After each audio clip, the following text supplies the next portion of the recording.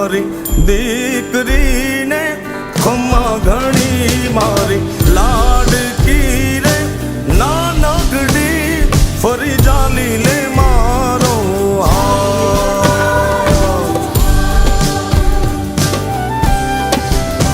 મારી લાડકી રે એ મીઠુડી અમે જોશું તારી વાત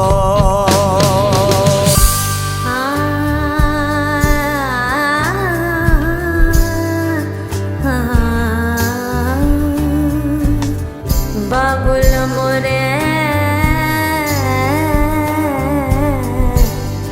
इतने से अरज मोरी सुन ले ડોલીના આવવાથી હકીકતમાં એના જન્મ થયો પછી મેં નોકરીની એપ્લિકેશન આપી હતી ને એના 5 જ દિવસની અંદર મને છે ને નોકરીનો છે ને ઓફર લેટર મળી ગયો હતો.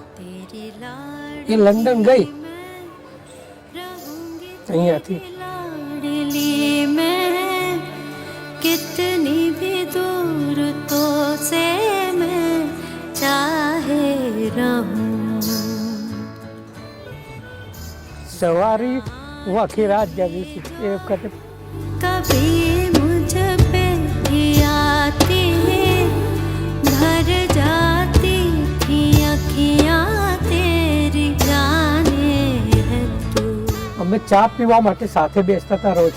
फिर ऐसा भी क्या तेरा मुझसे કંઈ ચિંતન ગયો પછી હું ડોલી જોડે અડધી રાત સુધી જાગતો હતો. એની જોડે સુખ દુઃખ વાતો કરતો હતો. પછી એ ગઈ એ દિવસ પણ હું આખી રાત જાગ્યો ને સવારે હું ચા પણ નહોતો પી શક્યો એની.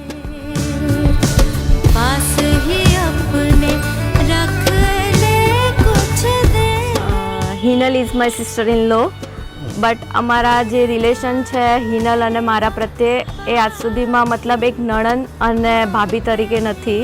અમે એઝ અ ફ્રેન્ડ તરીકે રહેલા છીએ. तेरी लाडकी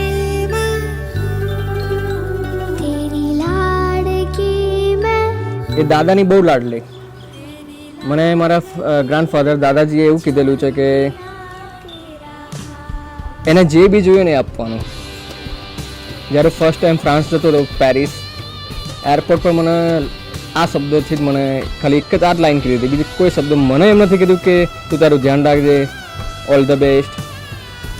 મારા દાદાજીએ મને ખાલી એક જ કીધું કે તારી બેન જે માગે ને જીવનમાં એ આપવાનું. ખમ્મા ઘણી તુમે ખમ્મા ઘણી મારી લાડકડી ને ખમ્મા ઘણી. અને હવે જ્યારે જવાની છે ત્યારે મારા માટે આમ એક એક દિવસ અઘરો લાગે છે કે કેવી રીતે હવે આમ એને વિદાય કરી શકી છે. કુદરતનો નિયમ છે કે દરેક દીકરીને સાસરે તો જવું જ પડે છે, પણ એવો વિરસ હશે કે દાદાથી રહેવાશે નહીં. એને ઘડીએ ઘડીએ મને સાંભળશે અને મને રડવું પણ આવશે. નોકરી પર